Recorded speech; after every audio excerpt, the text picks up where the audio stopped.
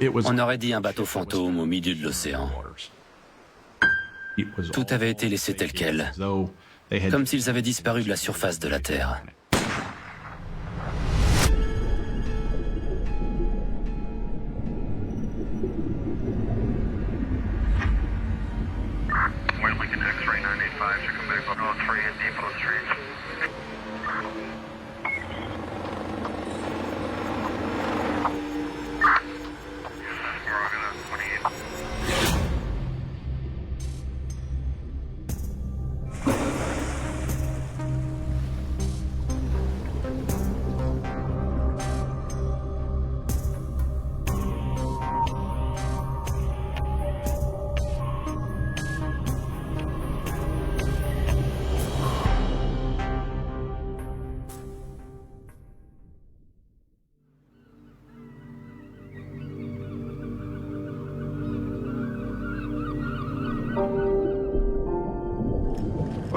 Oh, I got something.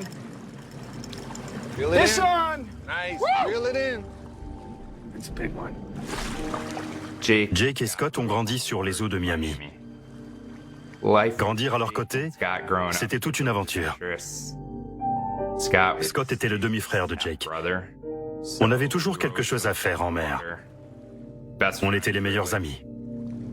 Si je devais décrire notre état d'esprit sur l'eau à l'époque, je dirais qu'on était heureux. Jake était unique en son genre. Il avait des compétences exceptionnelles en tant que capitaine et en tant que pêcheur. Il avait un don naturel pour ça. Il adorait l'océan. Il ne faisait qu'un. Got some big ones today. Oh yeah. Jake avait toujours rêvé d'avoir un bateau de pêche sportive et d'organiser des excursions en mer. Alors il avait acheté le Joe Cool.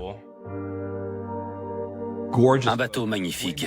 Il était trop beau pour organiser des sorties en mer. Mais personne ne proposait de sortie en bateau de luxe à l'époque. C'était un vide qu'il a voulu combler sur le marché. Le nom du bateau venait du père de Jake, qui s'appelait Joe. Il était mort d'une crise cardiaque. Quand Jake était enfant, ils passaient du temps à pêcher ensemble. Il était très proche de son père. Alors il a fait tout ce qu'il a pu pour réussir dans la pêche. Il pensait que c'était la chose à faire pour honorer la mémoire de son père. Grab a beer. Have I ever said no to a beer? Jake voulait devenir un de ces capitaines légendaires. Et il allait tout faire pour y arriver. C'était sa passion. Ce n'est pas un métier, c'est un mode de vie. Jake était un beau mec. Il faisait plus d'1,90 m. Il était svelte, athlétique, toujours bronzé. Il avait de longs cheveux bouclés. Il ressemblait à l'acteur du Lagon Bleu. Il avait du succès avec les filles. Hey, Hey, what can I get you guys? never seen me here before. What, do you know all the waitresses in Miami? Kelly venait du Michigan. Elle voulait un bel avenir. Elle avait déménagé dans une grande ville parce qu'elle en voulait plus. Plus que ce que les petites villes offraient. Jake était persévérant. Quand il voulait quelque chose, il faisait absolument tout pour l'obtenir.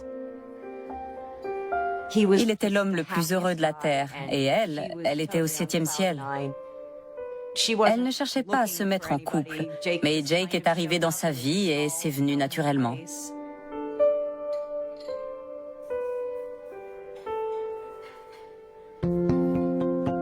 Kelly était faite pour Jake. Elle était belle et il était beau. Ils allaient tellement bien ensemble. Évidemment, Kelly était physiquement attirée par Jake. Mais c'était aussi un homme humble, qui connaissait la valeur du travail, tout comme elle. Je pense que c'est une des raisons pour lesquelles ils étaient si bien ensemble. Ils travaillaient dur pour obtenir ce qu'ils voulaient.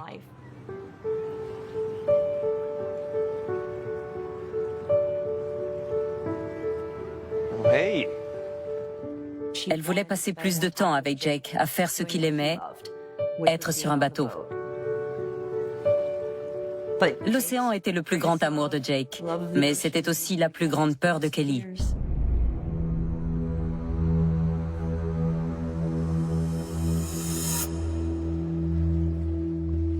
Les eaux profondes peuvent faire peur.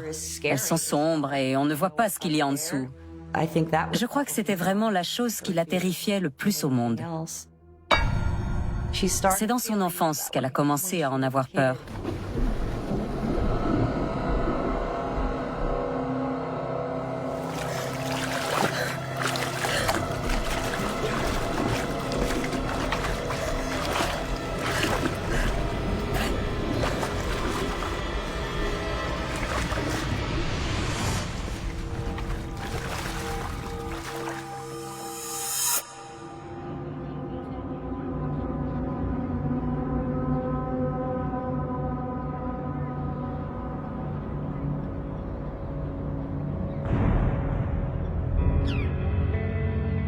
Ça ne dérangeait pas Kelly d'aller à la piscine ou à la plage. Ce qui l'effrayait, c'était l'océan sombre et profond. You wanna go for a ride? Maybe another time.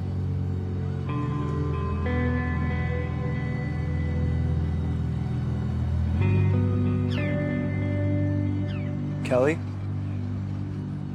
Kelly? Kelly?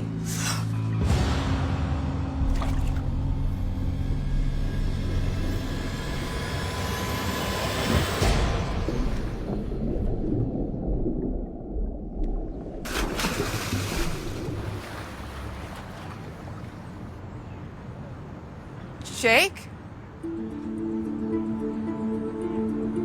Jake?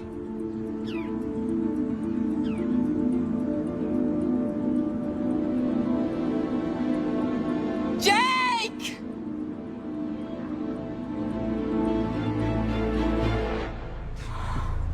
Looking for these.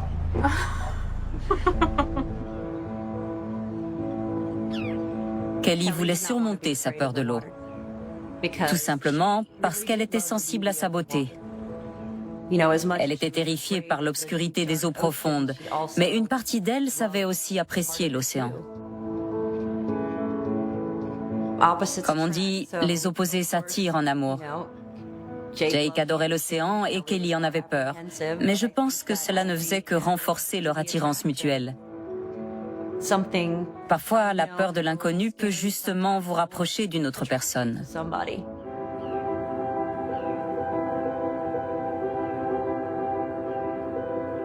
Leur relation a vite évolué.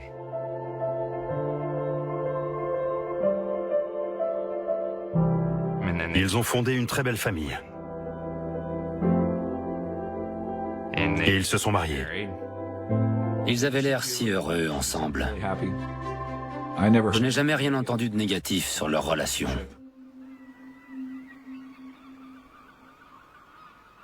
The end.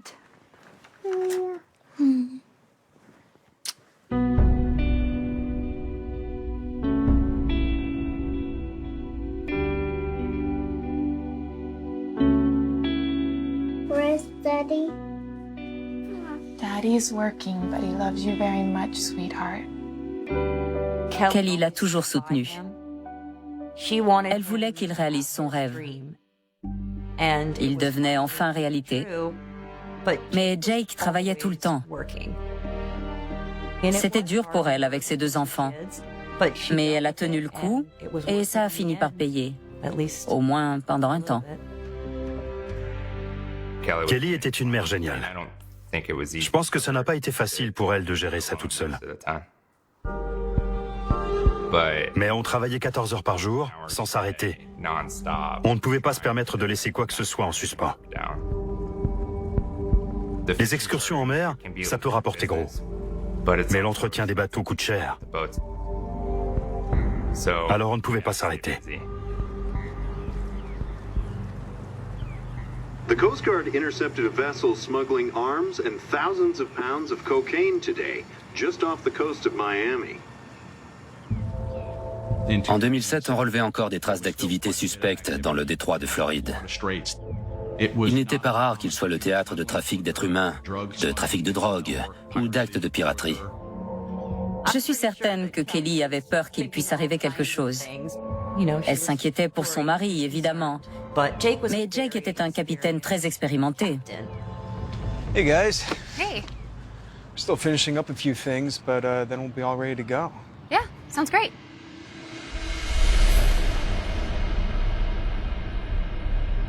You guys can go ahead and get on the boat, though.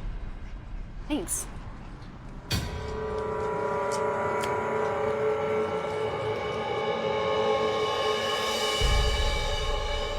Hey, Jake. Scott. What's up, man? I think we need to start taking one of these out with us. We're going on longer and longer runs. Quand vous grandissez avec votre propre bateau comme Jake, vous avez tendance à vous sentir un peu invincible. Mais en tant que capitaine, vous faites face à des dangers. Je ne parle pas seulement des dangers de la mer. On ne connaît pas les intentions des gens. Si vous décidez d'accueillir quelqu'un dans ce petit monde qu'est votre bateau, vous devez être vigilant.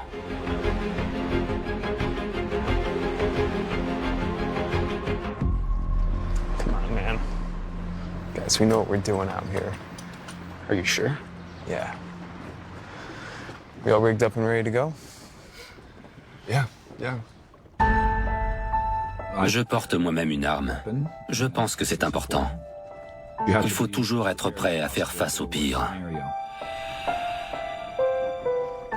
La plupart des bateaux qu'on trouve à Miami ne s'éloignent pas à plus de 8 km de la côte. Ça évite de se retrouver en plein océan, là où tout peut arriver et personne ne peut vous aider. So the rudder, it's shaking and twisting. It's twisting. Yeah, all over the place. So what we gotta do when we get back is you go down, and if you just tighten the knot. 1 second.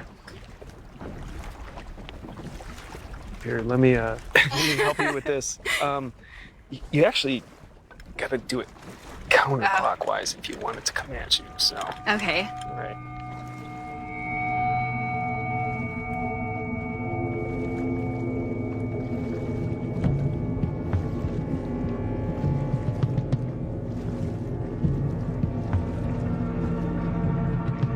Tell you what, let's just unravel there. Yes, no, you're actually really, really good at this. Okay, You just don't know how to use the fishing pole, which is strange. It's ironic. Oh. You okay, man? You okay, man?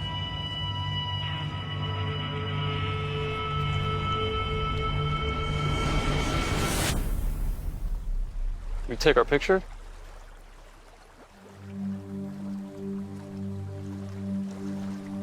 Yeah, of course. Thank you so much. Quand on est arrivé, ce business était en plein essor.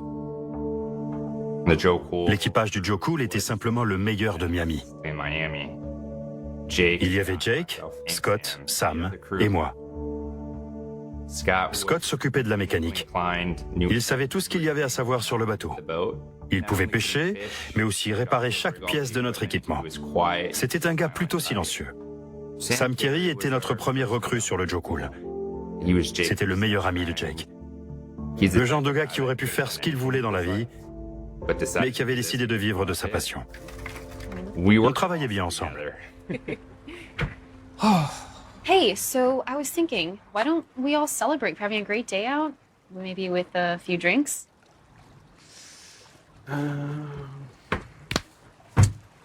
Why not? Jake venait d'ouvrir son entreprise d'excursion avec le Joe Cool. Lui, Scott et Sammy, ils faisaient tout pour que leur business soit florissant. Jake passait moins de temps avec sa famille. Il avait toujours rêvé de travailler en mer. C'était sa passion. Il faisait tout pour que ça fonctionne. Et Kelly s'occupait du reste. Right.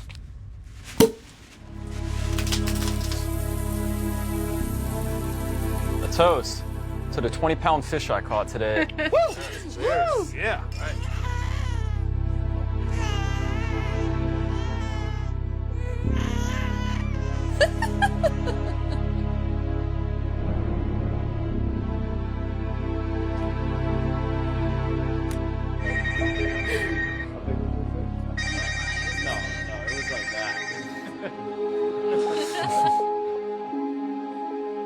Kelly savait que c'était à ça qu'allait ressembler leur avenir. Et pourtant, elle l'a accepté. Elle soutenait son mari du mieux qu'elle le pouvait. Mais elle se sentait seule.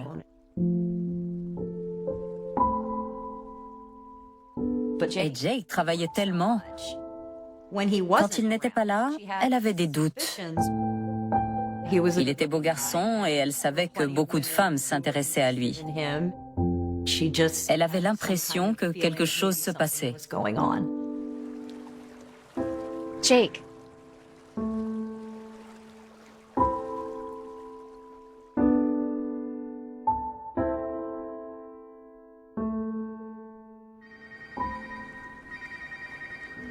Et je pense qu'à cause de ça, elle s'est mise à imaginer des choses qui la chagrinaient encore plus. Quand on commence à s'inquiéter, on peut très vite avoir des idées noires.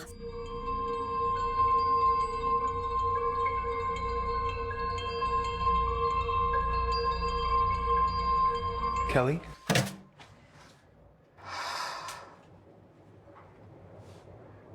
You okay? I'm fine. Another late night? Mm-hmm. Got a one-way to Bimini today, which I gotta get ready for. One way. That's unusual. Not really. Just a couple guys meeting their girlfriends in the Bahamas. It's $4,000 and we get to fish on the way back. Win-win. On tarifait une demi-journée entre 7 et 800 $. Une journée complète, ça devait être entre 1400 et 1800. Cette excursion était extrêmement bénéfique. Ils payaient 4000 $ en cash. Et c'était un aller simple. Anybody else going to be on the boat?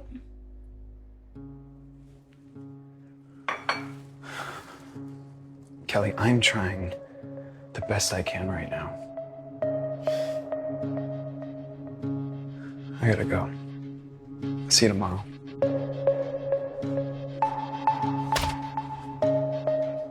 Pour Kelly, toute cette histoire paraissait quand même un petit peu étrange. Jake lui avait dit qu'il emmenait des hommes qui devaient retrouver leur copine. C'était forcément un peu bizarre. Ce n'était pas une excursion en mer habituelle. Ça paraît normal qu'elle ait insisté. Elle se demandait ce qui se passait vraiment.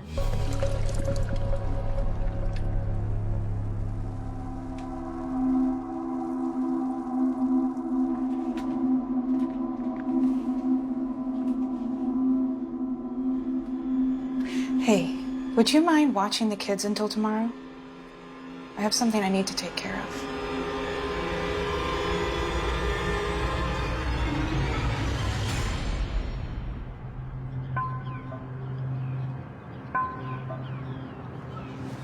Gentlemen, how's it going? Jake.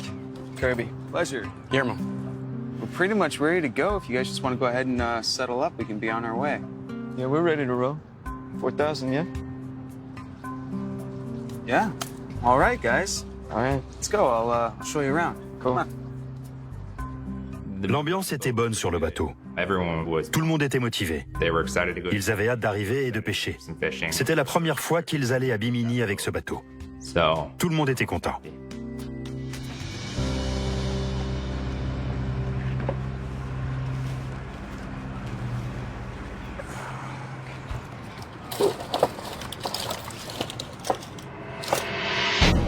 You got room for one more?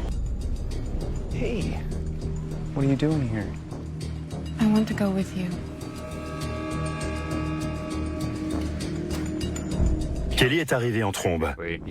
Elle s'était décidée à la dernière minute. On était tous choqués de la voir. Elle avait peur de l'eau et elle n'était jamais montée sur le bateau avant. Are you sure that's such a good idea? Elle ne lui avait jamais fait part de ses soupçons d'adultère. Alors elle a décidé de venir avec lui. Elle voulait découvrir d'elle-même si Jake la trompait réellement ou pas. I always wanted to go to Bimini. Kelly ne montait jamais sur le bateau d'habitude. Les excursions en bateau, c'était la passion de Jake. Kelly n'aimait pas la pêche. Elle n'aimait pas non plus être sur l'eau. Dans l'idéal, elle aurait préféré ne jamais partir à la pêche. Même avec Jake. J'étais stupéfaite quand j'ai appris qu'elle était partie en bateau. Elle n'avait jamais fait ça avant. Et ce jour-là, elle y est allée. Je ne comprendrai jamais pourquoi.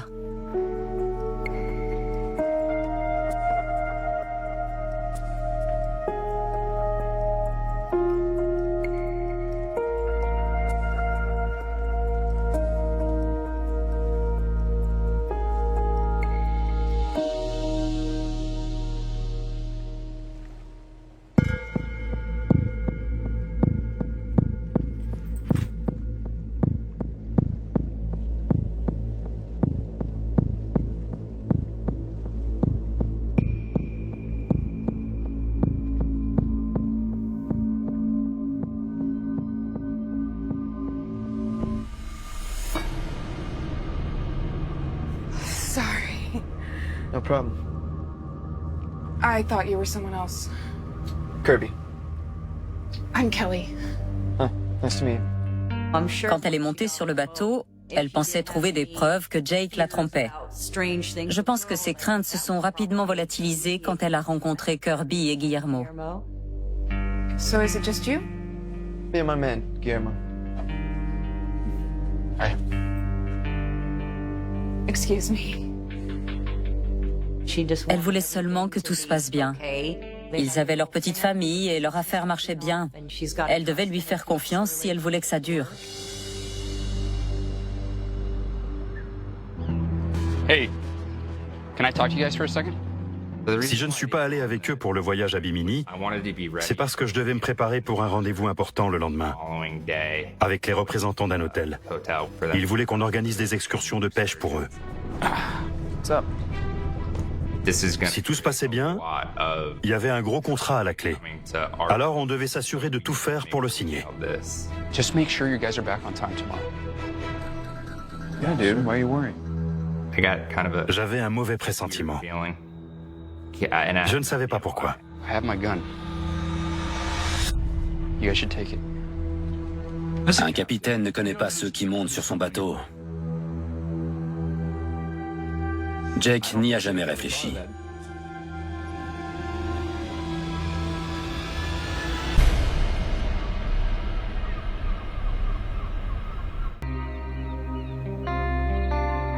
We gotta do as smooth as possible, so I'm saying if we swoop right across. Yeah, but the tide's on our side. It should be a 2-hour straight shot. I don't know, as if... Here she is. Hey! Je pense que parfois, Kelly s'en voulait de ne pas être avec Jake, à cause de sa phobie de l'eau. Je suis certaine qu'elle essayait de surmonter sa peur. Je pense que ça a fortement joué sur sa décision de monter sur le bateau ce jour-là. Ready to take off? Yeah.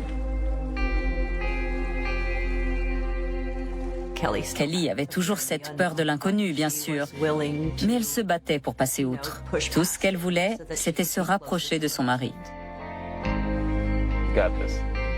And it's a perfect day.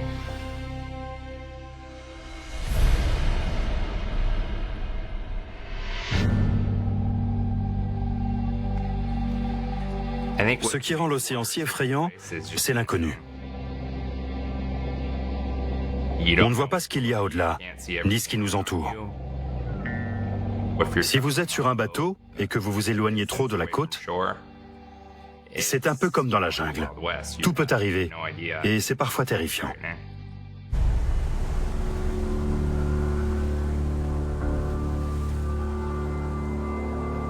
Kelly savait que l'océan pouvait être imprévisible. Par exemple, le bateau pouvait se retourner pour une raison ou pour une autre. Un malheur est si vite arrivé. Elle m'avait dit que cette pensée ne la quittait pas. Mais elle avait pris sa décision.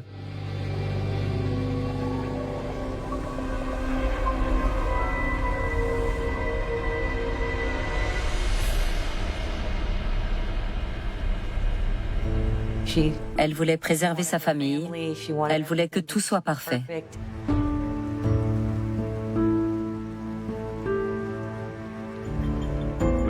C'était censé être un voyage rapide jusqu'à Bimini. Ça n'a pas été le cas.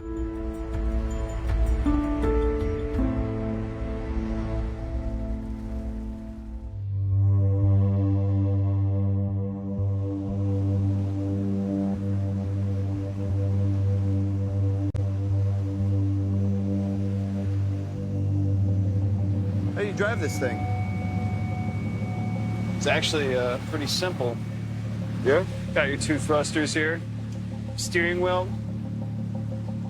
Want to give it a shot? Yeah, sure. Hop on. All right.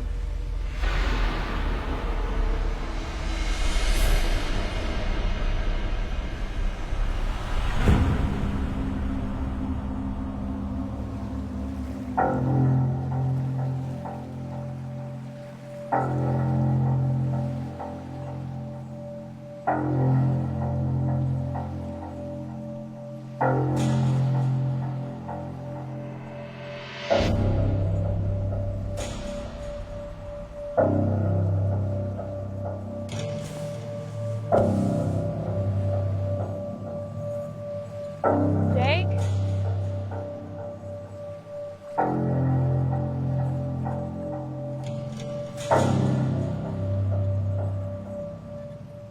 Ils ont vécu quelque chose d'atroce. C'est inimaginable.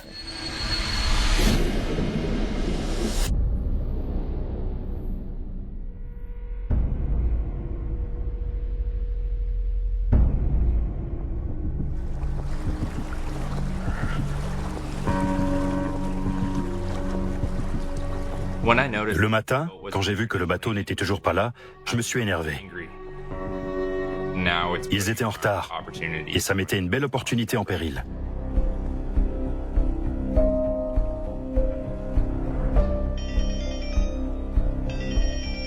Jake avait un rendez-vous extrêmement important le lendemain matin.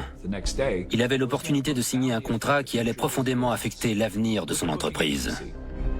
Je sais qu'il n'aurait jamais raté ça.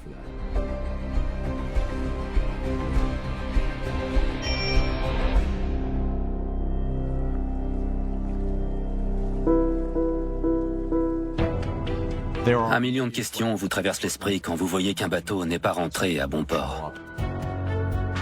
Je commençais un peu à paniquer, mais j'ai réussi à garder mon calme. Je savais que ce voyage était bizarre. Je me disais qu'ils avaient sûrement appelé les gardes-côtes pour un quelconque problème mécanique, ou un truc de ce genre. J'espérais qu'ils allaient tous revenir à un moment ou à un autre.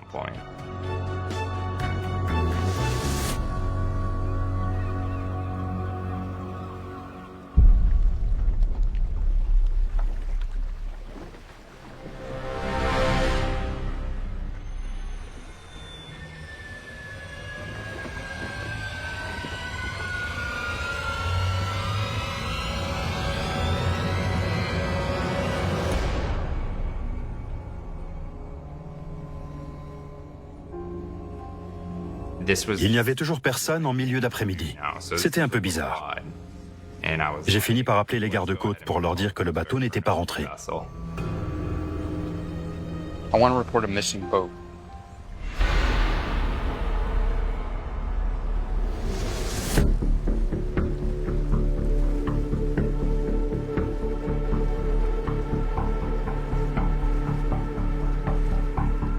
Joe Cool, this is the U.S. Coast Guard.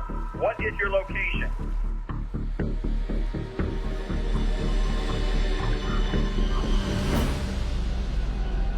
Les gardes-côtes ont repéré un bateau qui dérivait.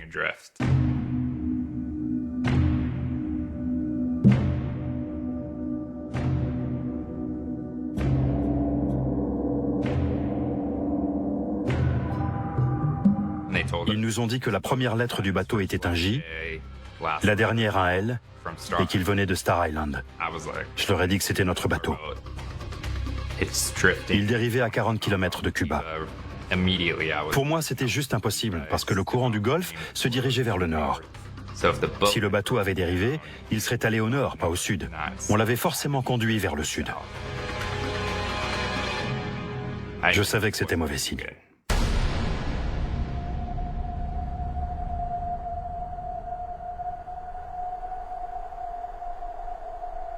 On aurait dit un bateau fantôme au milieu de l'océan. Il était vide. Tout avait été laissé tel quel.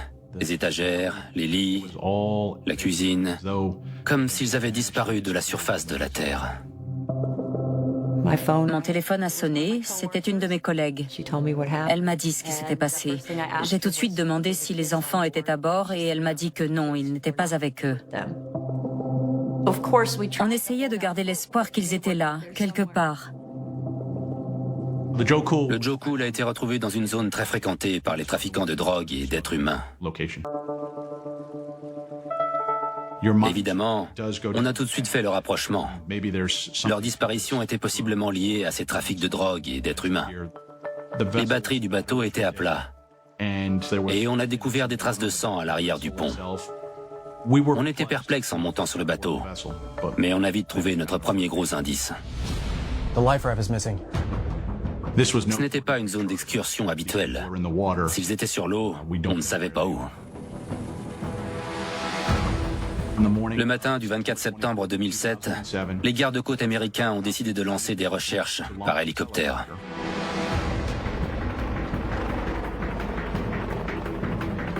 Et environ 1 heure plus tard, un canot a été repéré. Quand ils ont trouvé le bateau complètement vide, j'avais peu d'espoir que l'équipage ait survécu. Je gardais ça pour moi. Mais quand ils ont retrouvé le canot de sauvetage, j'ai été soulagé. L'hélicoptère s'est approché du canot de sauvetage et on a fait descendre des feuilles de papier et un feutre à ses occupants. Ils devaient écrire qui ils étaient et ce qui s'était passé avant qu'on puisse les ramener.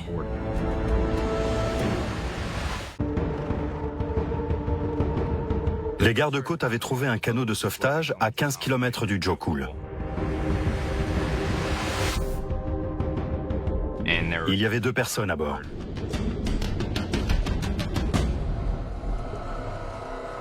C'était Guillermo Zarabozo et Kirby Archer. Il n'y avait que ces 2-là. Quand on a appris la nouvelle, on a compris qu'il y avait eu un grave problème.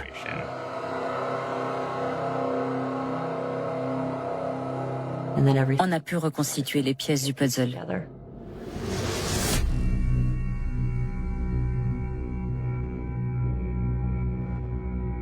À Miami, on dit toujours qu'il y a des histoires qu'on ne peut pas inventer et que tout peut arriver. La preuve en est que l'histoire que Guillermo Zarabozo et Kirby Archer ont racontée aux forces de police ce jour-là a eu l'effet d'une onde de choc à Miami.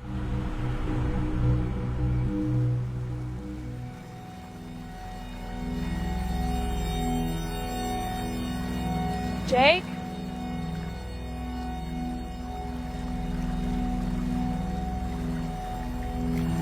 Jake? Hey. You okay? All right, just hold on. I'm gonna turn the boat off. I'm gonna come and get you, all right?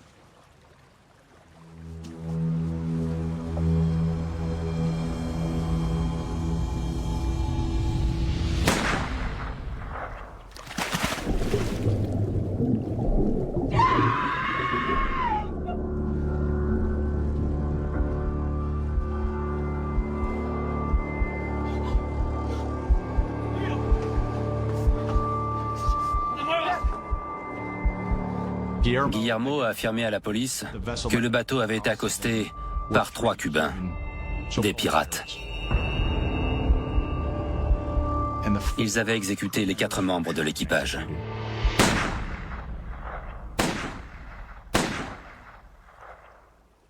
Ils ont ensuite ordonné à Guillermo de jeter les corps par-dessus bord.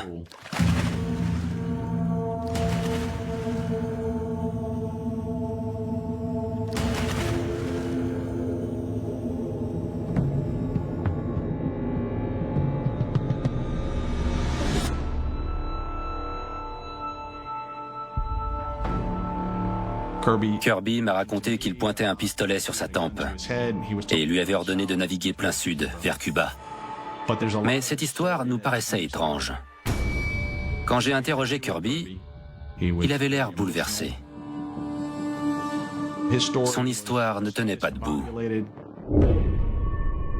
Guillermo était très froid et insensible.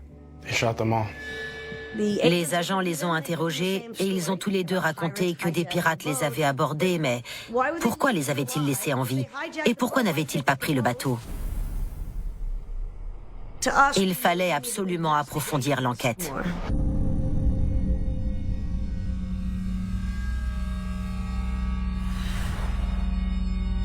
C'est à ce moment-là qu'on a découvert qu'Archer était un fugitif de l'Arkansas. Il était recherché pour agression sexuelle sur mineurs et pour le cambriolage d'un supermarché qui lui avait rapporté 9 200 $. Il était en cavale depuis 8 mois. En fait, il se cachait dans notre ville, à Miami. Quand on nous a appris qu'il y avait un mandat d'arrêt pour Kirby, on a analysé cette affaire sous un autre point de vue.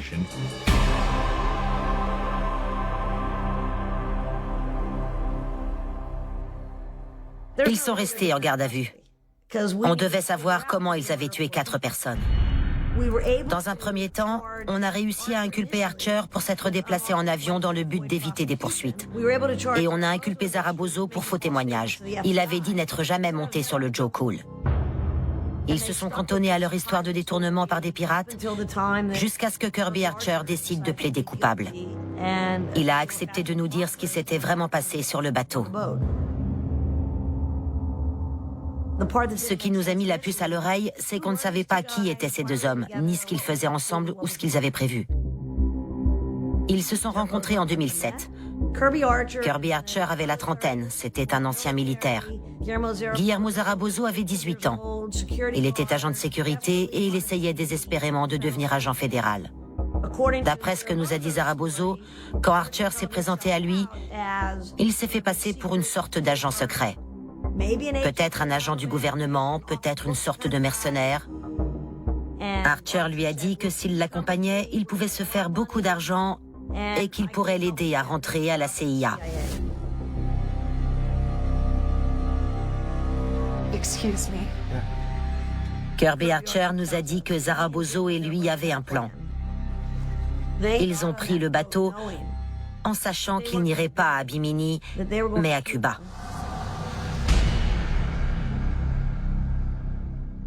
Kirby Archer voulait aller à Cuba parce qu'il pensait que là-bas, on ne le renverrait jamais aux États-Unis pour qu'il y soit jugé pour les crimes qu'il avait commis. All right, just hold on. I'm going to turn the boat off. I'm going to come and get you, all right?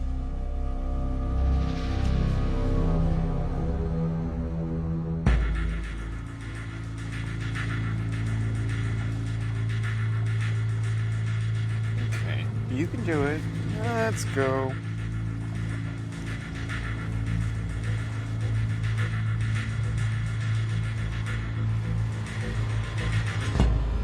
Take care of them.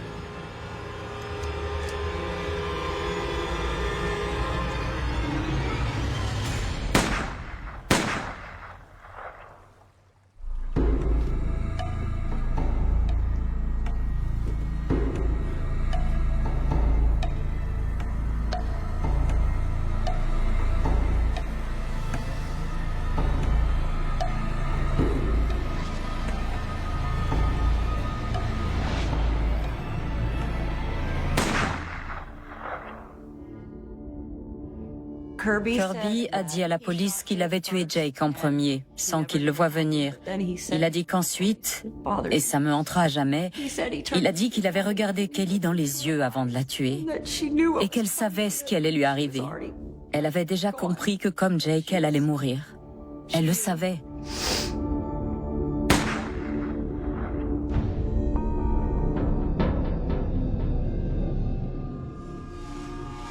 Ça me hante depuis ce jour. Elle ne méritait pas ça. Ni elle, ni lui.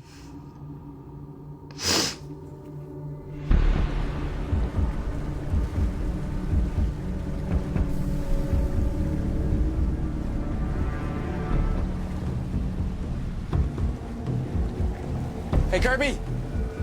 Yeah? There's water coming in from somewhere down here. Okay. Si vous n'y connaissez rien en navigation et que vous voyez de l'eau qui s'infiltre dans la salle des machines, il est normal de penser que le bateau est en train de couler et que peu importe ce que vous ferez, il se retrouvera bientôt sous l'eau.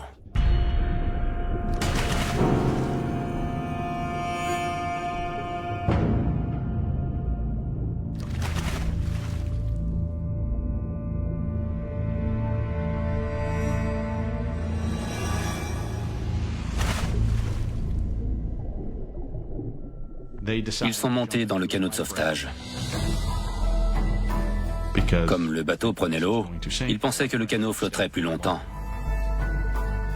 Mais ce n'est pas le cas. En fait, c'est le contraire. Je n'ai jamais compris pourquoi ils ne l'auront pas dit. Montez dans le canot et on prend le bateau. Ils n'avaient pas à faire ça. Je pense que c'est le pire dans cette histoire. Ils n'avaient aucune raison de les tuer. Aucune.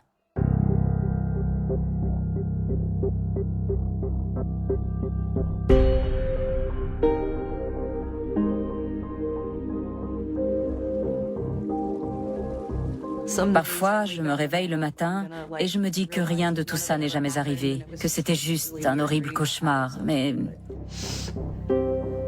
c'est arrivé.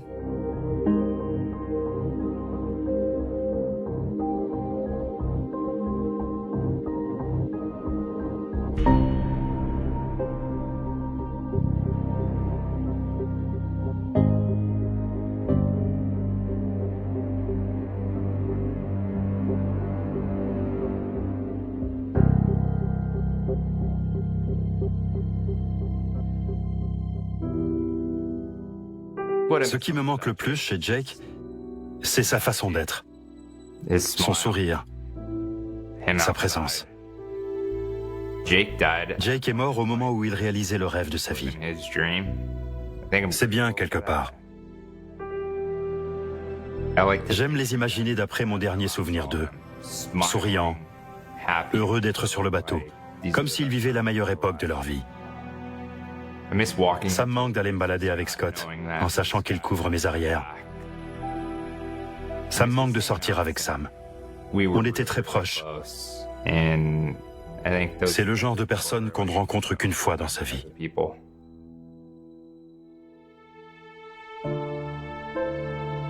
Je pense beaucoup à elle. C'est dur de ne pas le faire. Elle devrait être là. On devait élever nos enfants ensemble, on avait tout prévu. Et je n'arrive toujours pas à croire ce qui est arrivé.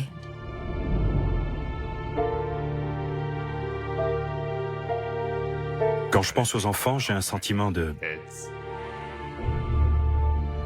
culpabilité, de tristesse. C'est injuste pour eux.